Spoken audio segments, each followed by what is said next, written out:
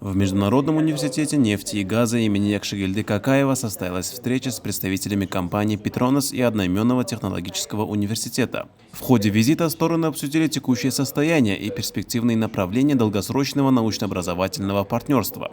Ректор университета ознакомил делегацию с деятельностью факультетов и кафедр, подчеркнув, что расширение связей с ведущими зарубежными компаниями проводится в соответствии с задачами по совершенствованию систем образования Туркменистана. Важным этапом взаимодействия стало подписание в ноябре 2024 года 4-го меморандума о взаимопонимании, который направлен на продолжение взаимовыгодного сотрудничества в сфере науки и образования. В рамках достигнутых договоренностей профессора из Малайзии регулярно проводят для туркменских студентов и преподавателей онлайн-курсы, посвященные передовым технологиям нефтегазовой индустрии. Кроме того, студенты университета проходят летнюю практику на базе технологического университета «Петронас». Представитель компании «Петронас» отметила высокий авторитет малазийского вуза в Азии и выразила заинтересованность в реализации совместных научных проектов.